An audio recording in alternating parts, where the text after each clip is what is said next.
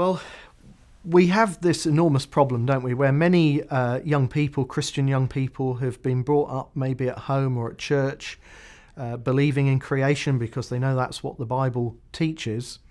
And then they go to school, and of course the question of evolution comes up and millions of years.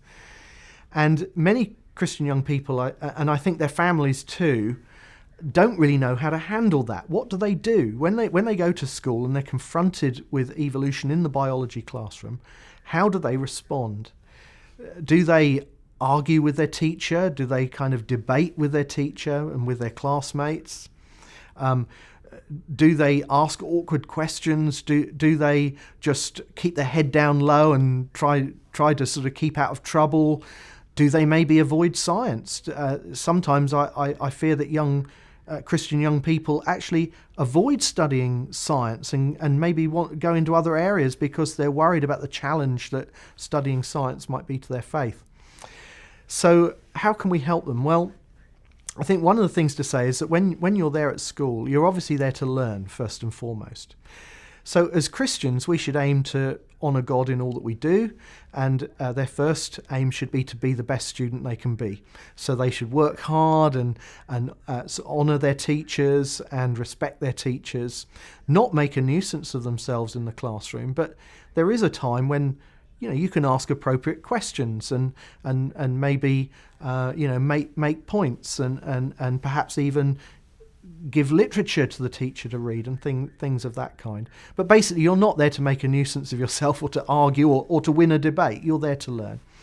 There'll be a time if you go on to study science when perhaps you can get more involved in the controversy around origins. And one of the other things I do is I'd encourage Christian young people to study science. Not to avoid it. We need Christians in the sciences. We need Christians in biology and geology and cosmology who are going to be the creationist researchers of tomorrow, who are going to help us to answer some of the still unanswered questions and help us to build the creationist worldview and maybe make a real contribution.